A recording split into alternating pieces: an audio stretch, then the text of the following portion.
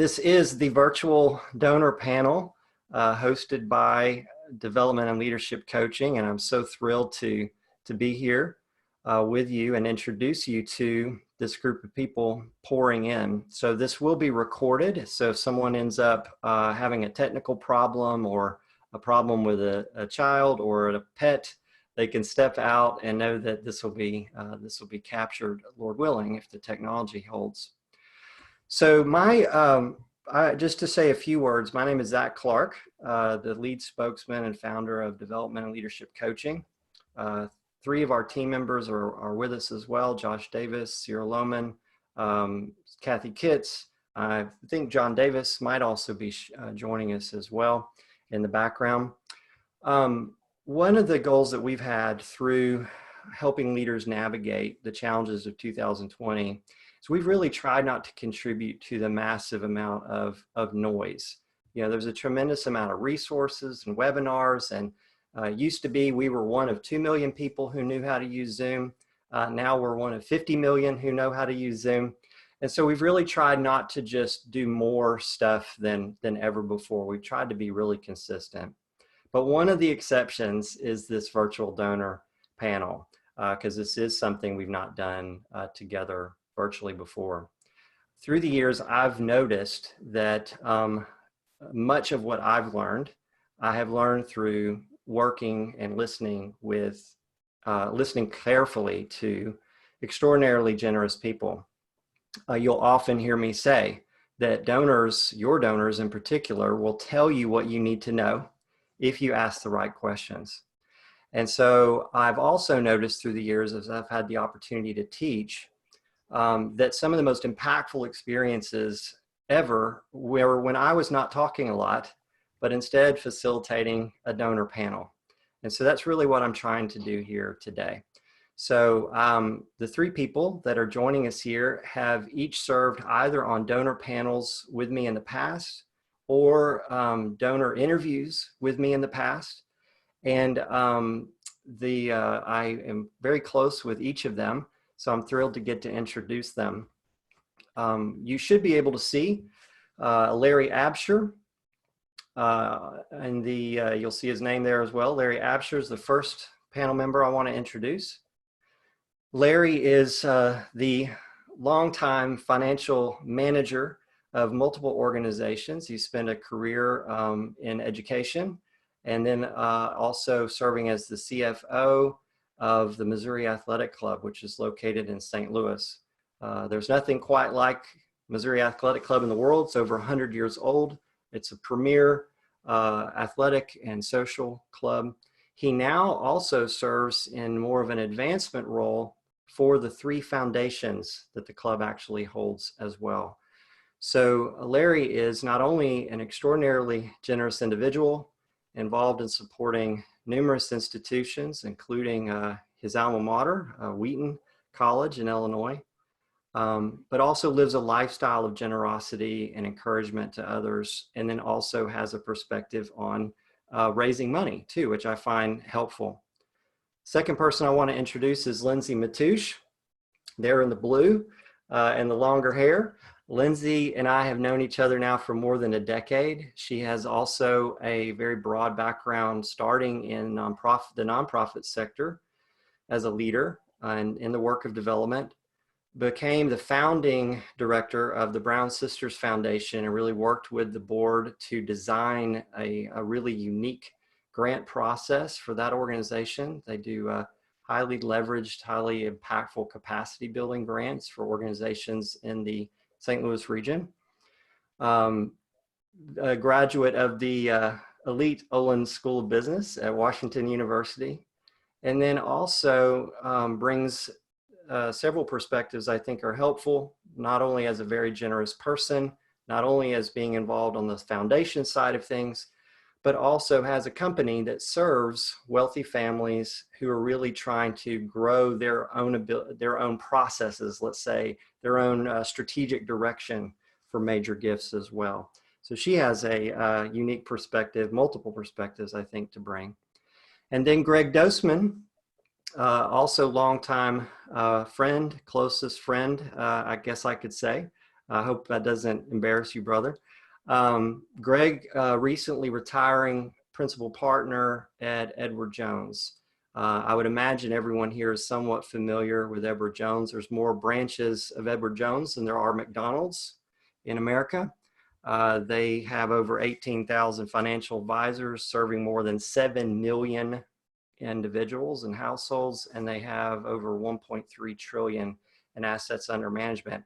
And Greg has spent his entire professional career with that company. Recently retiring, serves on the board of Grace College as well, and involved in a lot of other really exciting nonprofit endeavors too.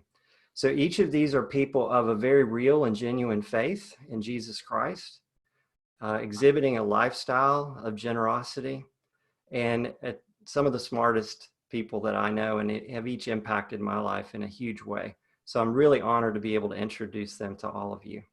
So what we're going to do with our agenda today is I'm going to ask each of them to share very briefly, probably 3 minutes or so, just some general thoughts that they would like to share with you based on some conversations that we've had. Then what I'm going to do is facilitate first by asking a few questions that I think are very important, at least to me, and hopefully other leaders. And then what we're going to do is open it up to this larger audience to really see what questions are on your mind. And so you have several ways you can ask questions if you're a participant. You could type the question in the chat box. You could put the question in the Q&A box.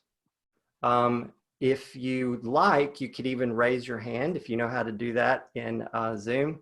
And we will not be able to get to everyone raising their hand and asking questions, but we will try to at least pick a few people to share their own voice, their own questions personally as well, if we can. So if the technology holds. So what I'm going to do, if it's okay, is start with Larry Absher.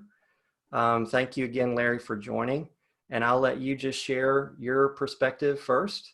And again, just trying to manage our time. I know you've got a few brief thoughts to share, and then we'll move from Larry to Lindsay, and then we'll move from Lindsay to Greg. I'll let Greg back clean up. So Larry. Okay. Real good, Zach. Thank you very much. And hello to everyone. We hope that today will be of value to every participant, and hopefully you'll each come away with 1 or 2 good ideas that you can benefit from and implement in your own life situation. Zach gave us a few prompt questions that we could comment upon, and the first one had to do with how has this current crisis situation affected us and or affected each one of us, and we can talk about that. But I would say my experience is probably typical. It hasn't really, maybe it's not typical, but the crisis hasn't really affected me that much, but it's caused life to be a little bit more boring than it had been. Fortunately for me, I'm able to still go to work most days, and I will be heading down to the office after this session here. So I try to keep busy, but like I said, it's still a challenge, and I fortunately have not been impacted financially that much, but and I know that a lot of people are suffering, and I'm very sensitive to that. A second prompt question that Zach had posed was, what are you hoping or expecting leaders of faith-based organizations to do during this time that we're in right now? And the main thing that I'm expecting is that I would like to hear from the organizations that I have supported and continue to support.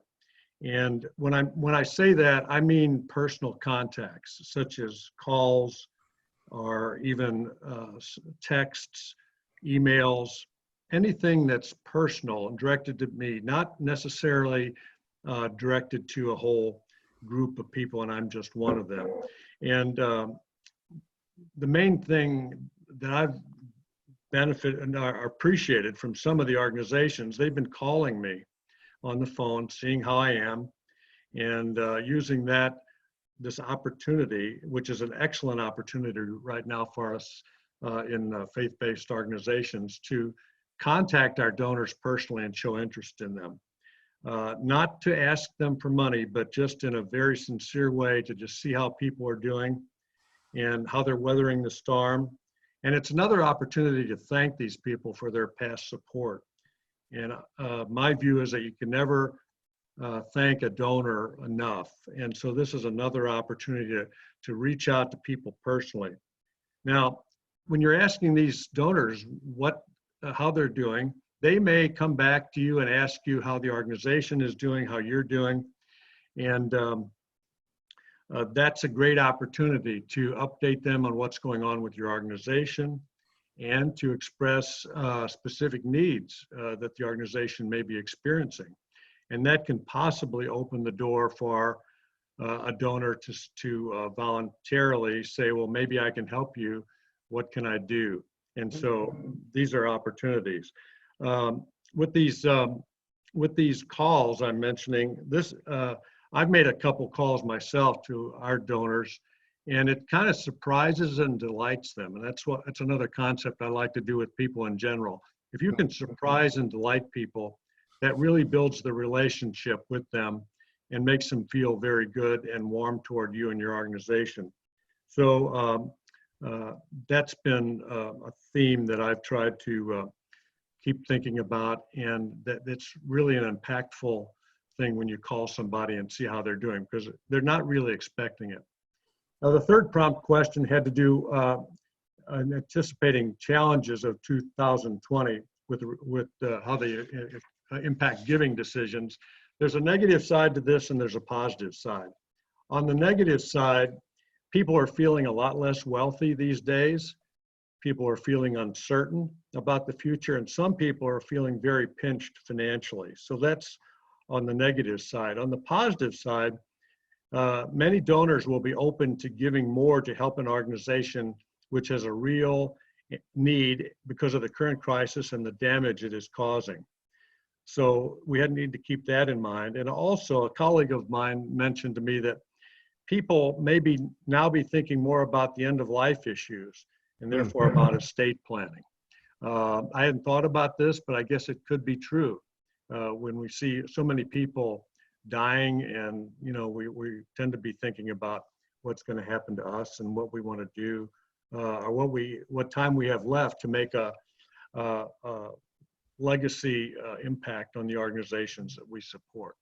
So those are my opening remarks.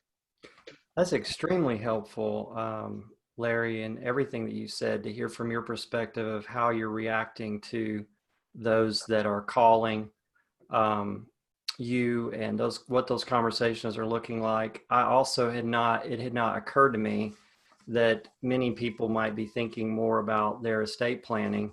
My wife and I are thankfully not in the age group that might be considered more at risk. Doesn't mean we're not at risk.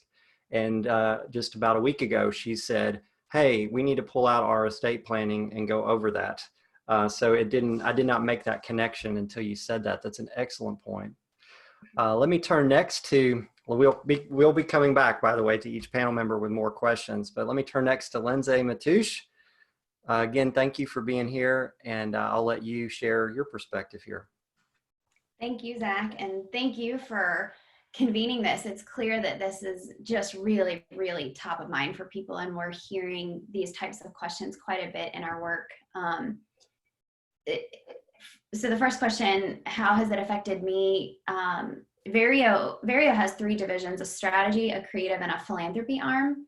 So on the strategy and creative arm, we've been doing a lot of work helping clients think about how to navigate the situation and how to communicate it. And we've been doing some things to help make that intelligence available to nonprofits as well, because I think that's the big question. How do I even ask for money? You nailed it in your email. How do I ask for money right now? How do I communicate without sounding tone deaf?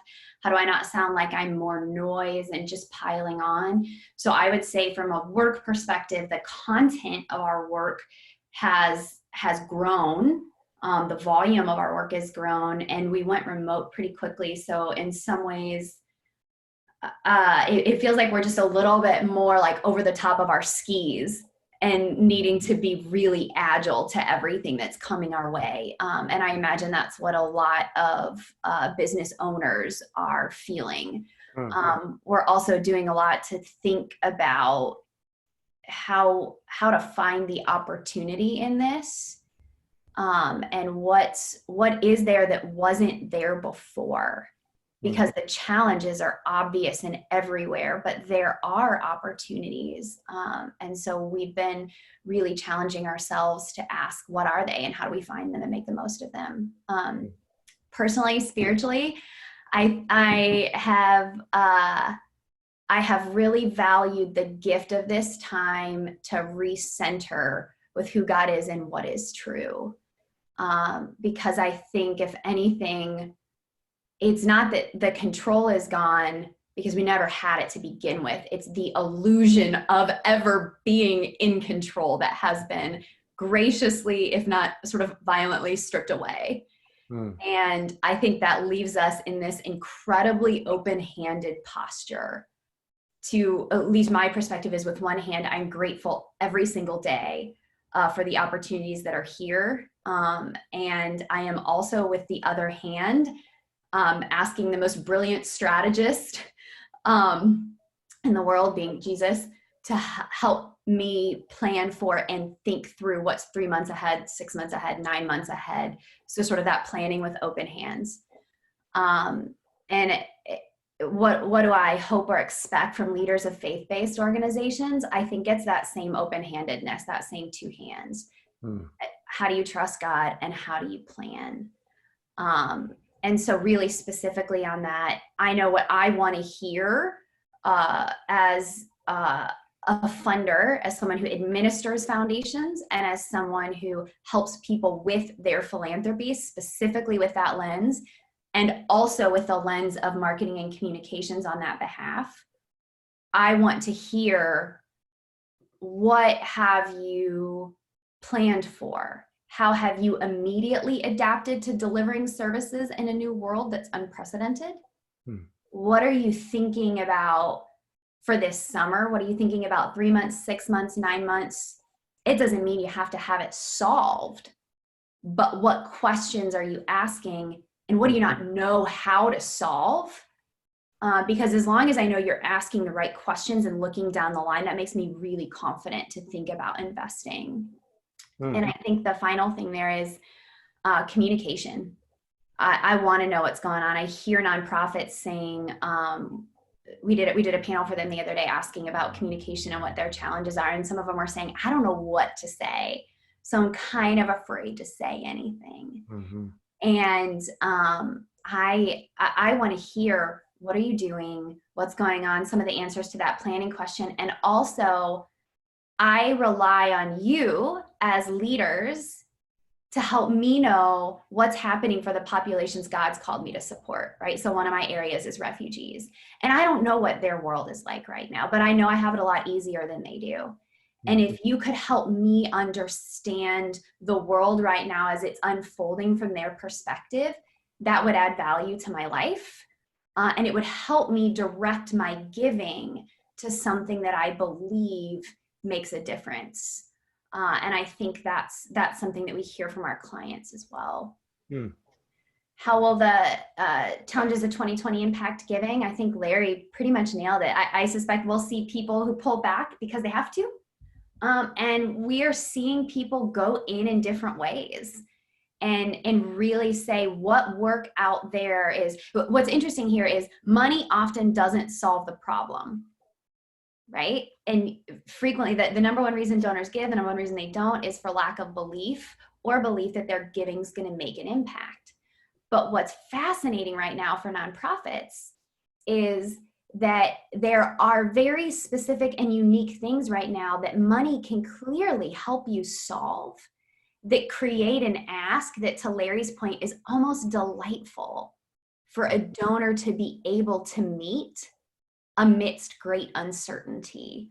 So I think it's, I suspect we'll see, I don't know from a macro level how it will shift or shape, but I think there are some opportunities that we'll see really creative strategic nonprofits finding and unlocking that will add great value to donors and their families.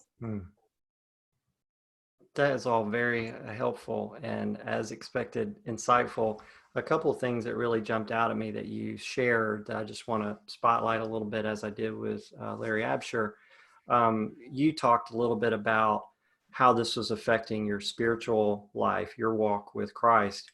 And I thought that was actually very helpful to hear, because I think that many leaders are thinking more about how might this be affecting our donors financially or emotionally, and to kind of have that realization that, oh, you're walking through this from a spiritual perspective, and I want to hear more about that. If I'm thinking as a leader to a giver.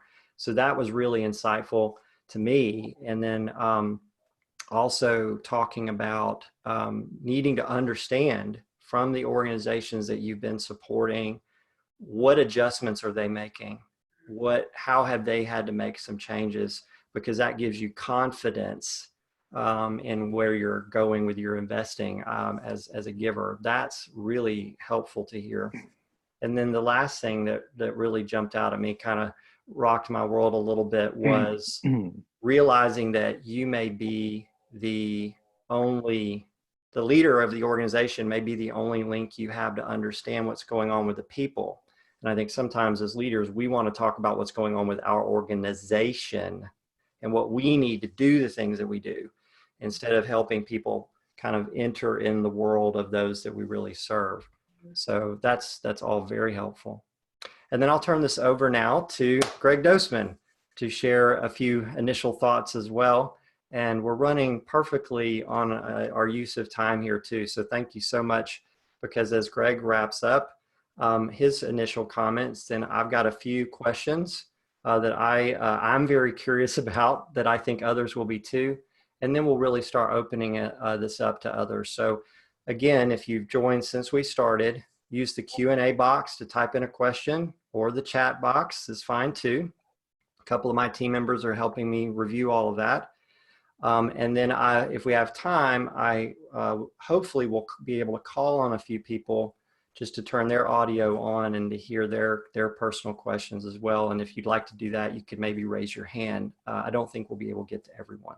But okay, Greg Dosman, thank you again, sir, for being here. Thank you, brother. You know, you set me up with Larry and Lindsay. You said I was batting cleanup. Well, they both hit home runs. So now I've got the bases open. So all I need to do is get hit by a pitch or take a walk or maybe get a single, and I'll be doing well.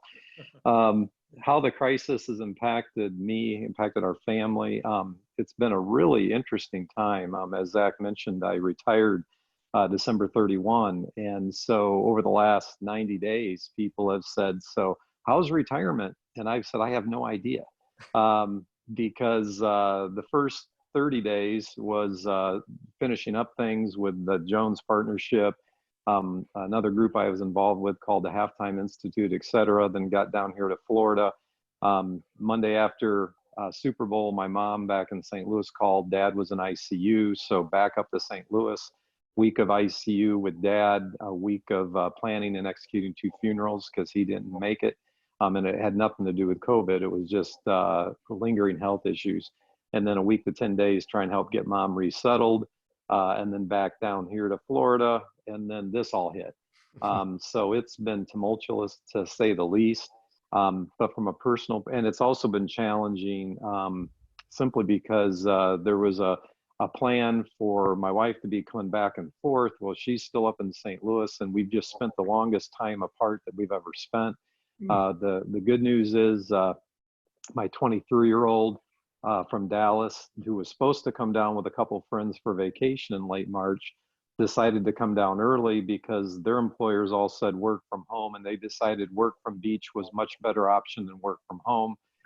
So it's been me and those 3, and so that's been a rich time. The other that I think Larry and Lindsay both commented on, been a very, very rich time for me personally, you know, just in my quiet time. Because typically in the morning, you know, I'd have a little quiet time, and then my wife was up, you know, we're having coffee, talking, et cetera. So it's given me a lot more time just to dig in and try to listen to God. And, you know, it's ironic. We say it's ironic, but it's not. But when we listen to God, he speaks. And so, the morning times have been very, very rich for me, and impactful throughout this whole thing.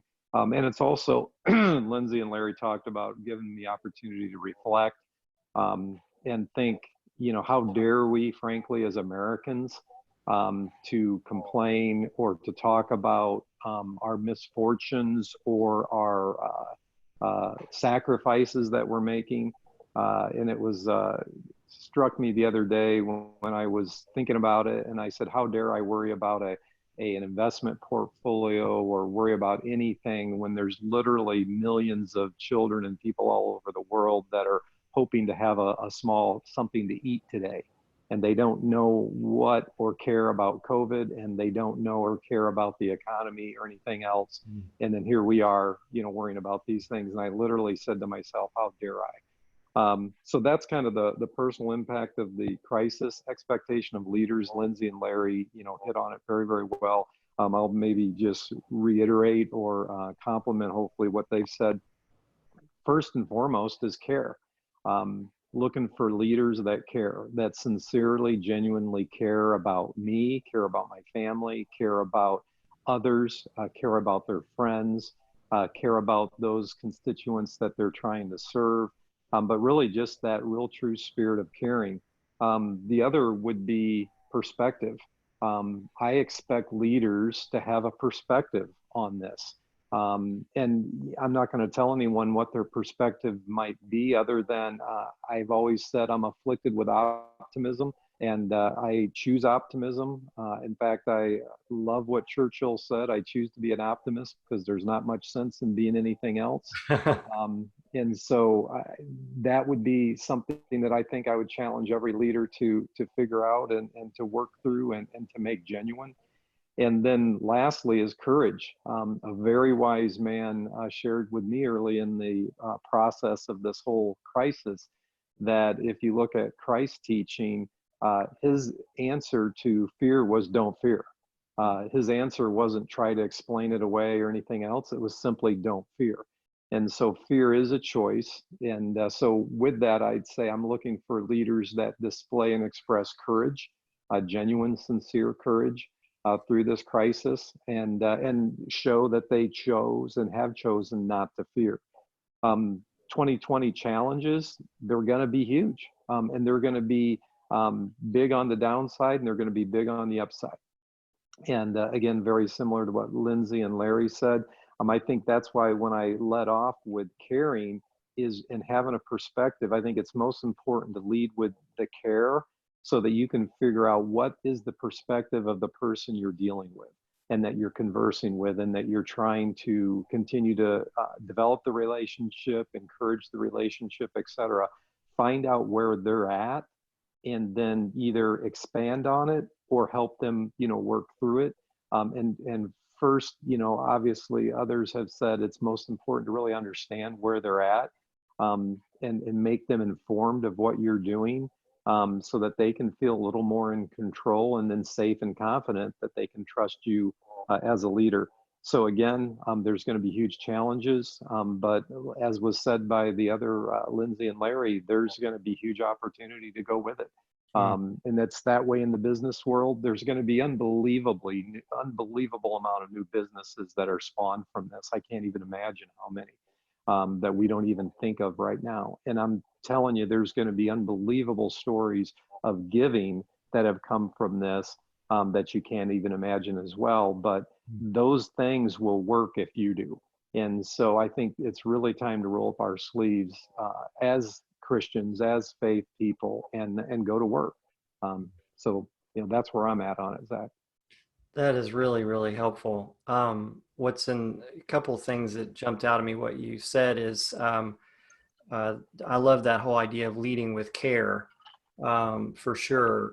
I think that some of what you're saying and some of what we've experienced as we've shared with other leaders, sort of, if we're not careful, it adds to a sense of overwhelm. It's like we're already doing so much, and how do we show care to our people? How do we show care to our staff? And now we have to show care to donors. But you can, you will, if you're leading with that care, if that's a big part of how you're approaching this. So that was really, really helpful.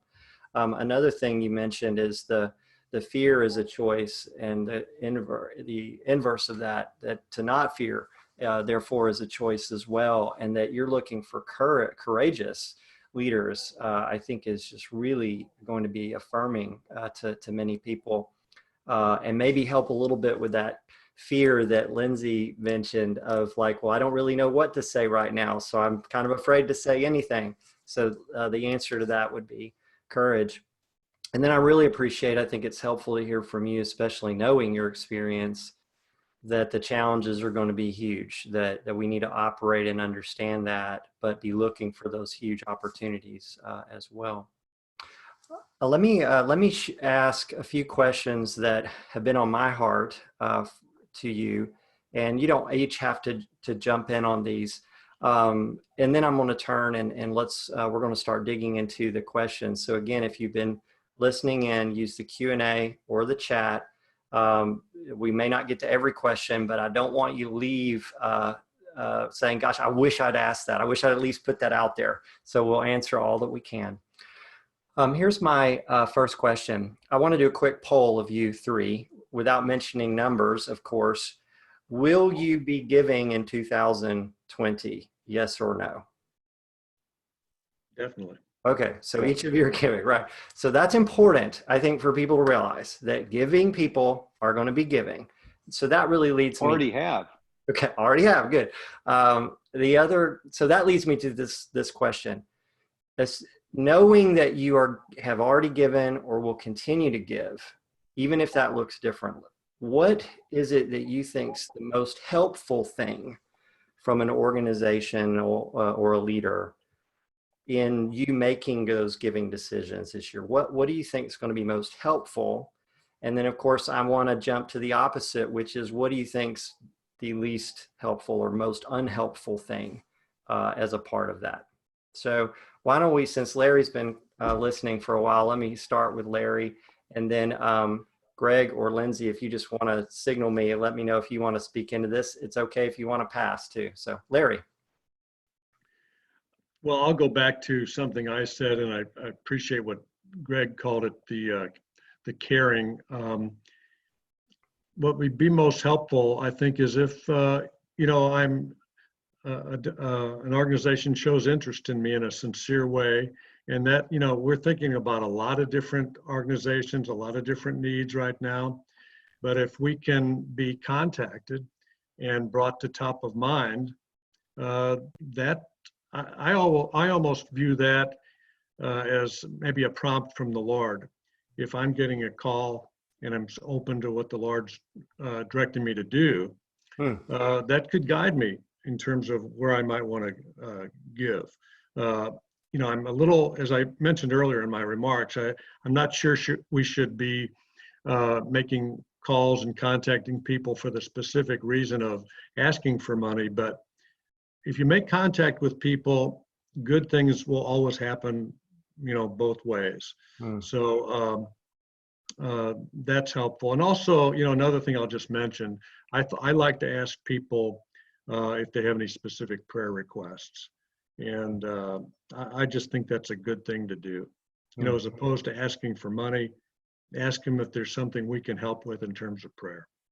That's awesome. Lindsay, go ahead. I want to underscore giving. I'm actually on a personal level pulling forward giving, and I'm looking at my DAF that had been sort of piling up a little bit while I figured out what I wanted to do with it. And I'm like, now there's never been a better time for me to deploy this meaningfully. So leaders, you should know that. It may actually be a great time to ask, depending on obviously the situation of the person that you're talking to.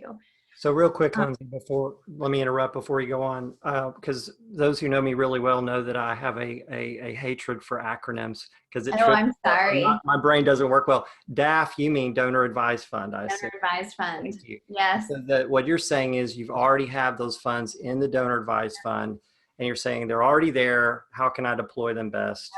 Yep. A lot of people dump money in the last 2 days, 10 days, 30 days of the year for tax purposes, and it's sitting there waiting to be deployed. Right. And then you're about to say something else too. So go ahead. Just helpful, unhelpful. From, in my view, both as a personal donor and on behalf of donors that we work with, it's what I said earlier. It's what do you need uniquely now? And how can I help the populations that I care about, right? Because you're the vehicle through which I am able to deploy resources God has given me to people that He's called me to care for. So I need you to help me understand that. What doesn't help is that sense of like desperation or panic, or like, because I don't want to, if something's capsizing, that's a different thing than I'm sailing through really rough waters and I don't know what they mean, but I'm headed somewhere that's really important. So as a donor and on behalf of donors we work with, everybody's sort of saying, we want to invest in solutions that need resources to succeed. We know they may need new things they didn't need. And we know that you're in that, again, over the skis position. But asking for the right thing without panic, I think is really helpful. And one more thing that wasn't mentioned earlier, but I think kind of relates to this, is people have more time at home with their families than they ever have. And so now's actually a great time to be thinking about how you can help people's kids understand what's happening for different populations, or look beyond themselves, or engaging family philanthropy in this. I think now's a really, really interesting time to be approaching families or adding value to the dinner table conversation.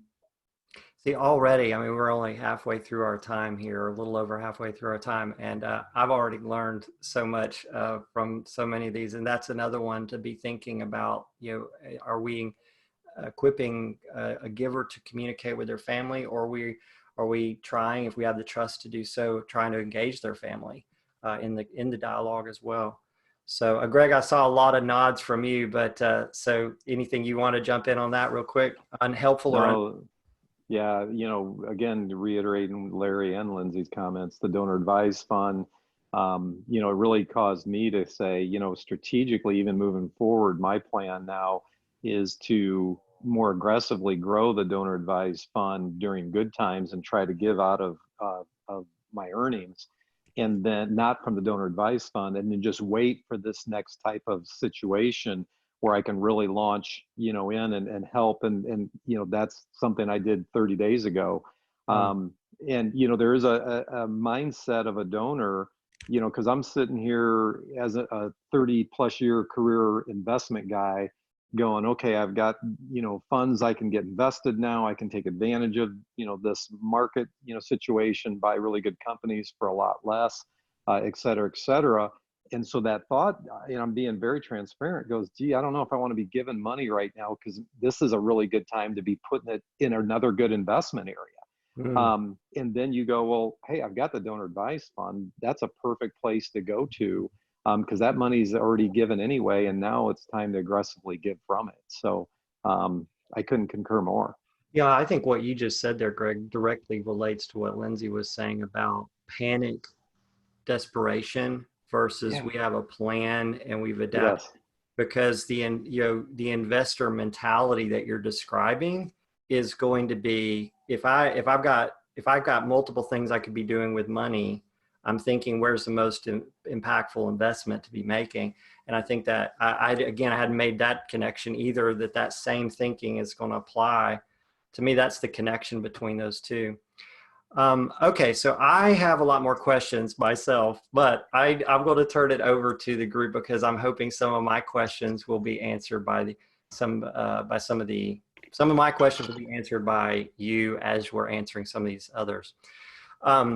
If you are comfortable, panelists, with looking at your chat, you might see some individuals that you'd like to respond to directly yourself. I don't want you to feel held back from doing that, but we'll curate some of these here as well.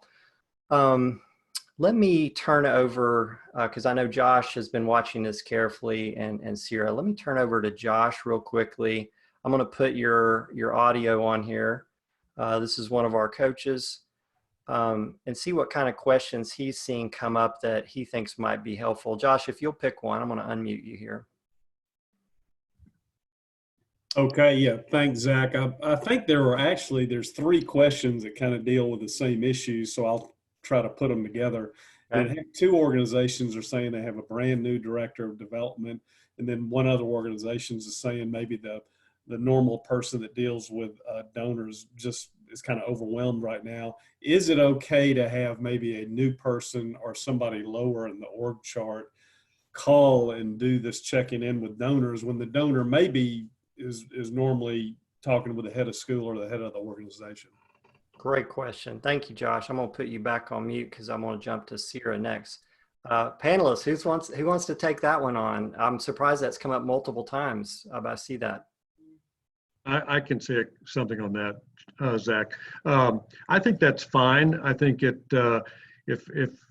that's the only way that we can make contact with donors, that's fine.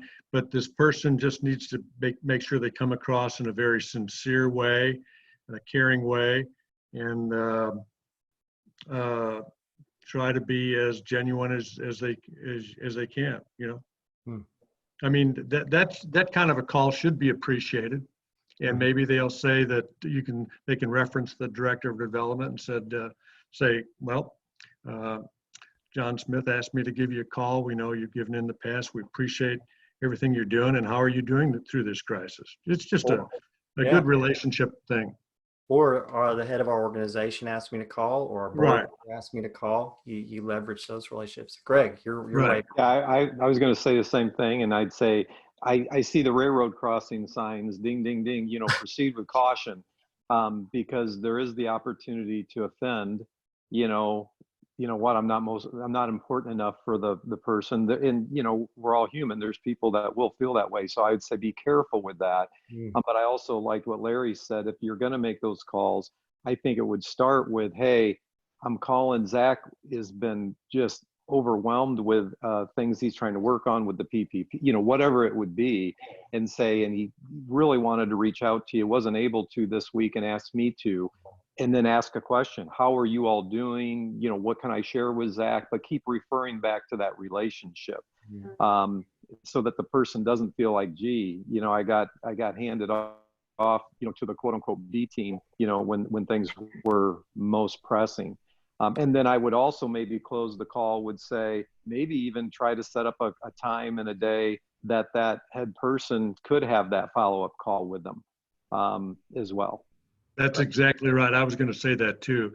Down the line, the head person can follow up, and that'll kind of really solidify things that the organization cared in a couple different ways. You know, someone in the comments had suggested would using board members work for that. And I think obviously so much is in how you frame things. But I think there's certainly an opportunity to say something like, you can imagine everyone is all hands on deck adapting services or managing the crisis, but it's an absolute priority of the leadership of our organization to make sure that we also reach out to our donors who are a core part of this organization. So I am a part of the task force designated to do so. I would love to know how you're doing. Zach specifically asked that I call, or something that makes it sound like a priority. I do think that while boards are often reluctant to take on more, that is an excellent area for a board member, if they would serve in that way, to be involved, because that will always be received as a significant phone call to hear from a board member of the organization too. Lindsay, I'm going to direct the next question to you. I'm going to jump over to Sierra to see what she's maybe mined from the Q&A. So Sierra, I'm unmuting you now, if I can. There we go. Sierra, what are you seeing a pattern or question we could pitch to Lindsay Matoush here? Yeah, I see a couple. Thanks, Zach. Some crossover has been around the donor advised fund. Does it feel different as an individual giver that just gives out of your income compared to through a foundation or a donor advised fund? But then also kind of with that, how do you, at this time, because that's such a ripe opportunity to talk with givers about, how do you want to be approached with that conversation to give through your donor advised fund? Are there some ways to have that conversation at this time in particular? I think there's a lot of fear and questions and uncertainty understandably so, about even if I've checked in, even if I have a relationship, how in the world can I ask? I mean, that's a very thing. So I think that's a part of what's being shared there. So Lindsay. So the question was, is it a little bit different coming out of personal income, donor advised fund, or private foundation? And just to be clear, the donor advised fund gift frequently feels like personal giving, whether it's most commonly is personal giving, whether it's through the donor advised fund or through my checkbook. So you wouldn't ask me, Lindsay, will you give this out of your donor advised fund, right? But what you might do is feature a story. Like, what if you ran a series of kind of a hero series around donors who were stepping up in big ways, and let me tell the story as the giver for you, right? I realized I had this donor advised fund, and what better time to deploy it than right now? So you're not having to call me and say, hey, Lindsay, do you have anything in that donor advised fund piling up, right? I can see why that would make you uncomfortable. That's good. Yeah. And foundation giving, do you want me to speak to that, Zach, and how that's changing? Yeah, I think, like a separate conversation. Larry referenced the foundations a bit too, but reaching out more to donors in that way. So I do think if you have a perspective on that, I think it would be helpful, because many do have relationships with foundations or are hoping to see support from foundations. The conversation in the foundation world right now, and we're on calls weekly with funders from all over the country about how they're responding to the crisis. People are willing to, in many cases, relax requirements that had been stringent before, relax reporting requirements. They are valuing nonprofits who are reaching out proactively and saying, here's what I need from you. Here's how my needs are evolving, because we're very curious about what's happening on the front lines, and looking to nonprofits to give us that information. And many organizations are considering emergency grants that feel like thoughtful investments, or that represent something where there's a clear drop in cash flow that needs to be met for some reason, but is likely to be sustainable on the other side. So again, I think it's all about proactive outreach and sharing, what are your plans? What do you need? Help me understand that's a gift to me, whatever hat I'm wearing. Another question that I'm seeing here, and by the way, I know each of our panelists have a hard stop at the top of the hour, 10 minutes till, which we've got 1 minute before. I would, anyone that needs to step out, you're not going to be offending us if you have to as a participant to get to your next meeting. But I do want to take advantage of the generous gift of time from these panelists to ask a few more questions.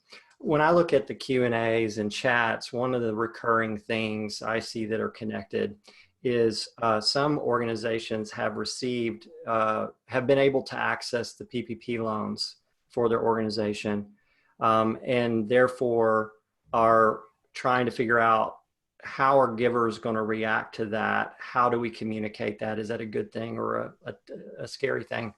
A similar question are some organizations have not tried to access nor felt that they needed to access those funds. And they're seeing other organizations that are much more desperate times, or maybe even in greater need of dollars. So that builds in a hesitancy on their part to ask their givers. And then in the same vein, this is all kind of one group of questions, is, well, are givers, and I know you all speak for the entire world of donors, right? But are donors only going to be interested in those COVID-19 related requests? Or what about other things we are still moving forward on, whether it's a capital project or a program or whatever? So I think those all in some ways are connected questions that I think would be incredibly helpful to hear your perspectives on. So who wants to tackle that? I'm making you work now, man. You thought this was just a gift of your time. We're working here. Go ahead, Greg. I'll jump in. I think it gets back to the earlier comments that Larry, Lindsay, and I all made about really caring and really understanding. Because there are some people out there that feel like, it's a ethical, moral issue, and I'm not going to get into that debate, but I think it's interesting that there is two sides, or there's probably 13 sides to how people view the whole stimulus package and all those type of things, and personal opinion, politics, all sorts of things enter into that. So I think I would encourage those to be careful to take care to really understand who you're talking to, what their position is, et cetera, et cetera. And then also have a clear, concise message of why your organization did or did not participate and why, and make sure all up and down the organization that you know what that message is and you communicate it clearly. And you have, again, it gets to what I said earlier, you have a perspective. You know, here's our perspective on the stimulus package and how it relates to organizations, especially organizations like ours. And it's not a dogmatic, we're right and everyone else is wrong. It's a, here's our perspective and the reason we did what we did. I think that's important. That's excellent. The other thing somebody was asking about, can you ask for stuff beyond COVID? You know, and I think at least one of the, if you're in St. Louis, you are very familiar with the phrase, the Ferguson effect. If you're not in St. Louis, what that means is simply after Michael Brown and Ferguson happened, a ton of money flooded into Ferguson. And there's lots of debate and question around whether that money was well spent or whether it rushed into something that felt like the immediate need and left vacuums in other really critical places. And I think as a donor myself, and even on behalf of our clients, we're asking, okay, where do we respond now? And where do we kind of keep our powder dry and be ready to respond when it's not recovery, but it's resilience? How do we be ready on the other side? So we expect that even if your world hasn't changed much, you still need what you needed before. And I think the art is just not sounding tone deaf, right? It's acknowledging, we know that you expect that you as a generous donor are giving probably above and beyond what you're used to. And here's what we're continuing to push forward in the daily ground that we're tilling, that may not have changed much because of COVID, but we value your investment in that ongoing work. If I could, let me just say something on that. Yeah. COVID will pass. Yes. You know, and the immediacy of the needs will pass. I mean, the impacts will be with us for a long time. And most of us donors probably in a given organization situation know what their needs are. Maybe we're helping them fund a major project. So, you know, we need to keep on keeping on and keep with the long-term game plan too. I'm going to jump to 2 questions from the audience if we have time in the remaining 6 minutes. But I want to throw out one very quick question that I think takes a lot of courage to ask. And I see one person who has, and I know some of the people on this call would be thinking the same question. What do you do? How do you communicate to someone like you 3 generous folks are, when the reality is you are in a desperate situation as an organization? It's a huge question. So what do you think about that? I'll jump in again, I guess, to lead off with, make sure you have a explanation for, you know, not an excuse, but the reasons why. Because, you know, my kids hate this. I've said there's lots of reasons in life, but very few excuses. So, you know, have the reasons and have it lined out. Here's, you know, and maybe in a transparent way, here's mistakes we've made and assumptions we made and expectations that we shouldn't have had. And this is, so here's where we're at. Here's our plan to get out. Here's our plan to dig out. Or because of those reasons, this is the situation we're in, and here's our plan to move forward and get out. And again, I couldn't agree more with Lindsay and Larry's statement, especially when Lindsay was talking about, here's the bottom line. If the ship's going down, I'm not interested in throwing more victuals on the ship so it goes down with the ship. I view, and it seems like Lindsay and probably Larry as well, I view my giving like I view my investing.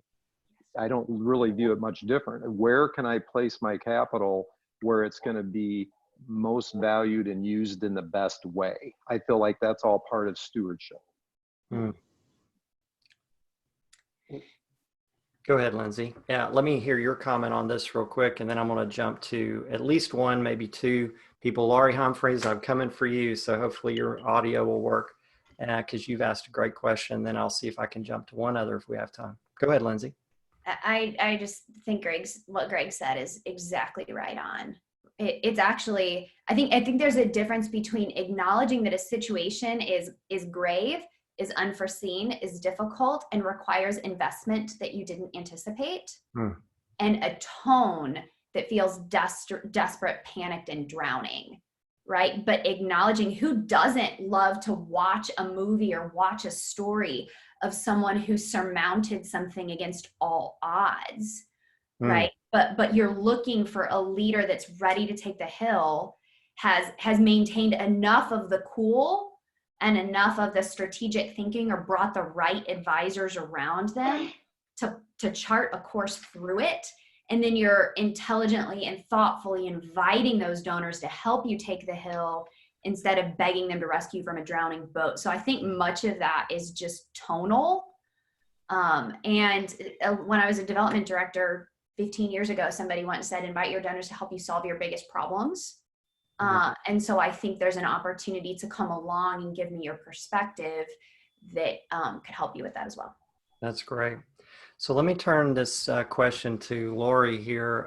Lori, can we hear you? Can you hear me? I can hear you. Can Great. you hear me? Yes, you had, I thought, a helpful question. If we have to end on this, we will, because I think it's one that others are asking as well. If I have time for one after you, we'll go to Jeff Yoder, but I think we're probably going to have to end with Lori's question and wrap up. So go ahead, Lori. Okay, thanks. Greg, this one's for you. You had said that the challenges will be huge moving forward. And I was just wondering, could you share what you think is the biggest one, maybe one or two, and then how we can counteract those? Great question, Lori. Thank you. Yeah, maybe it sounds trite, but the biggest challenge is always the 6 inches between our ears. And the biggest challenge is going to be attitude. And, you know, I don't know any of all the ministries and the organizations that are represented on this call, but I do know people, and I know myself, and any challenge is always addressed internally. You know, it's addressed here, and it's addressed here. You know, how am I addressing it in my heart with my Savior and my Lord, my God? And then how am I letting that transmit to my thoughts? Like I said the other day, God reminded me of Philippians 4:8 of what I'm really supposed to be thinking of. You know, and there's a list of 8 things there. And I've been repeating that every day and asking myself every day, is that where my mind is? Is that where my mind is? And, you know, it's funny how where our mind is where our heart is, and where our heart is where our mind is. There's a two-way street going on there. So maybe a trite answer, but I really that is going to be the biggest challenge for you as leaders, is your attitude and how it's relayed to those you communicate with. Let me wrap up here so we're respecting our panelists' time. Those of you who had questions in the chat and Q&A that we didn't get to, our team's going to be reviewing those and following up, maybe even trying to get some additional feedback from the panel on how we could best answer some of those. We'll do the best that we can. I'm honored that this panel would come together and that you would give this time generously. So thank you, each of you. Lindsay Matoush, just a true expert in philanthropy. Thank you. Larry Absher, a true expert in relationship building over the long haul, and such an example. And then Greg Dosman, the legend, truly the most interesting man in the world, not the guy on the commercials. Thank you so much for taking your time as well. And I'll let you guys go. Thank you again to all the participants today. Thank you. Exactly. Bye now. Thank you. Blessing.